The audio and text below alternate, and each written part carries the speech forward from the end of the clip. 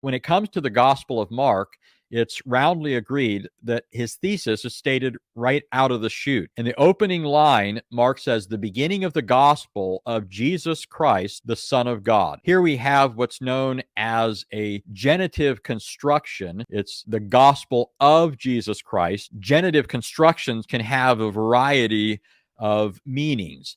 Here, it's either a subjective genitive or an objective genitive. That is to say, it's either referring to the gospel as that which Jesus proclaimed, or it's referring to the gospel as that which is about or concerning Jesus Christ. Now, both of these are true. The gospel is what Jesus proclaimed, and it is or does center on the Lord Jesus Christ. For that reason, some scholars will refer to this as a kind of multivalent genitive. It's a genitive that intends to communicate both. It intends to communicate that this gospel is about Christ and is what Christ proclaimed. But certainly, if we have to choose here, that Mark's point would have to be that this is the gospel that is about Jesus. Okay? Again, it's not to deny that Jesus preached the gospel, but if a decision has to be made, then there's no doubt, in light of the connection between verse 1 and verse 2 and 3, that it's the gospel about Christ that has to be the uppermost notion in Mark's mind. But notice that Mark refers here to Jesus as the Son of God. Mark, in identifying this as the gospel of Jesus Christ, the Son of God, has already told us who Jesus is. Now, many people want to reduce the title here, Son of God, to the word Messiah, because after all, the phrase Jesus Christ and Son of God are appositional in Greek. And so an appositional construction means that there's some fundamental relationship between two statements. In this case, Jesus Christ on the one hand and Son of God on the other. But the question is, what is the nature of this appositional relationship? For many people, the relationship is that Son of God is just another way of saying Christ. So that Son of God becomes nothing more than a way of identifying Jesus as the promised anointed king or the promised anointed descendant of David.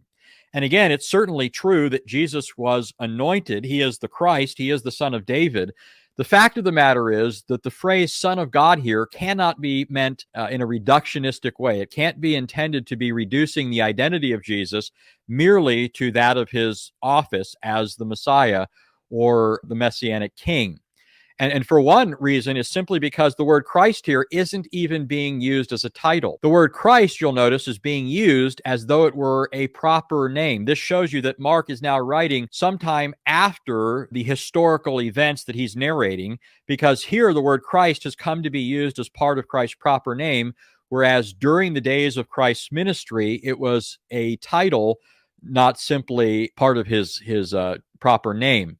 And so if there was no other reason than that would be sufficient. The grammatical construction here is such that Son of God is not merely another way of saying Christ. It's a further description about Jesus. It goes beyond saying that Jesus is the Christ. Joel Marcus, he wrote an article on Mark 14:61 that appeared in Novum Testamentum, which is a journal on New Testament exegesis and theology. And what he points out is that even later in Mark's gospel, if you go, for example, to Mark 14:61, and this wouldn't be the only place, but Mark 14:61 being one place that's very prominent, you have a similar reference to Jesus as the Messiah, Son of God. And Joel Marcus makes the argument that the way we should understand this appositional construction is as a way of qualifying the kind of Messiah that Jesus is.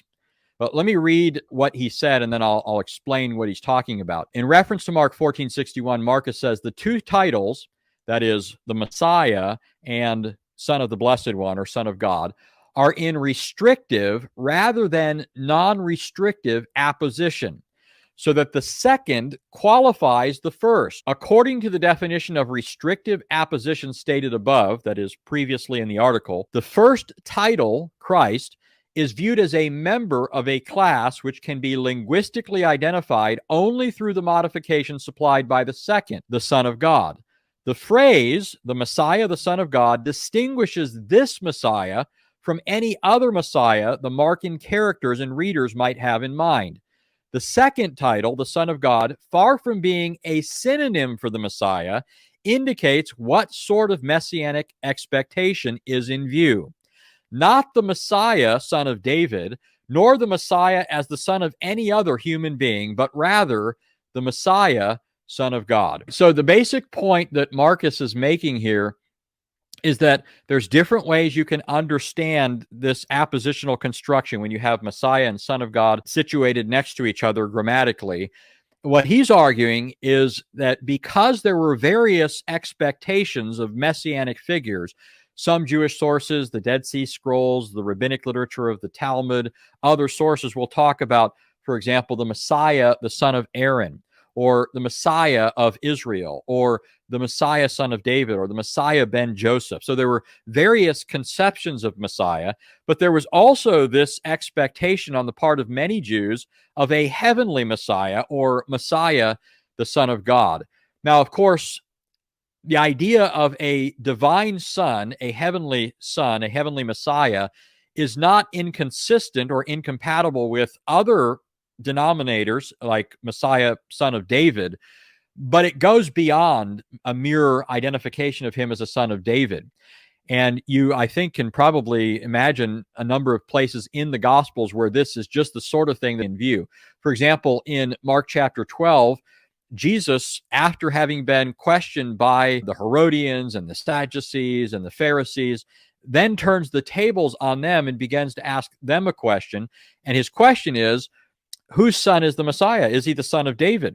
And they say yes. And then Jesus challenges them, in effect, if he's the son of David, why then did David call him Lord?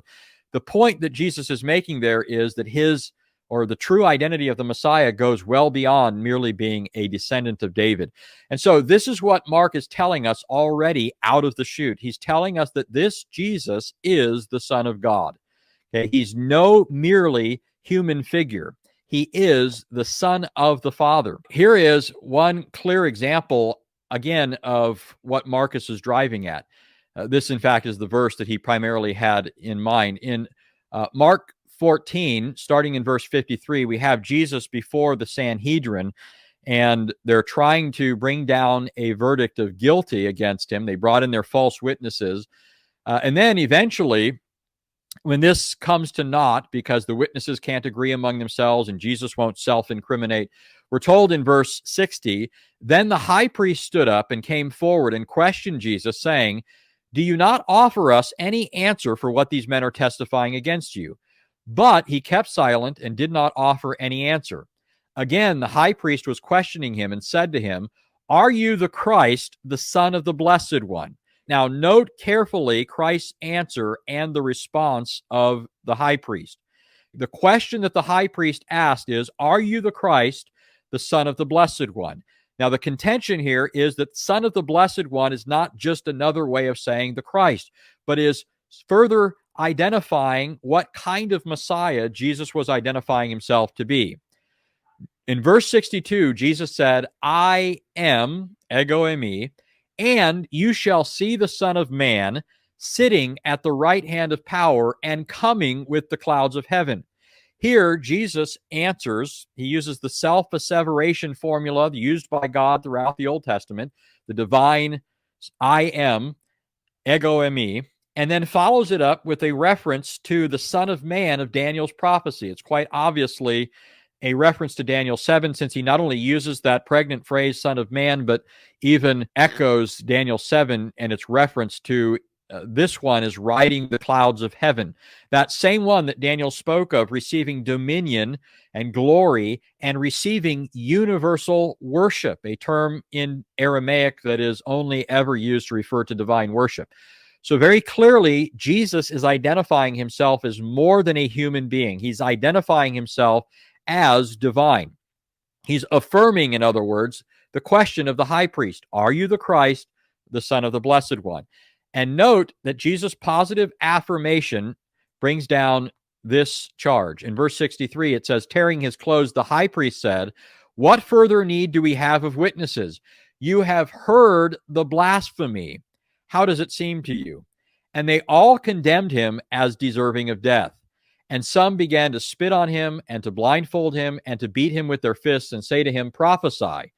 Then the officers took custody of him and slapped him in the face. Well, here, quite obviously, the high priest doesn't think that Jesus has merely claimed to be a human Messiah, for such a claim doesn't carry with it the charge of blasphemy if you're not, in fact, who you're claiming to be.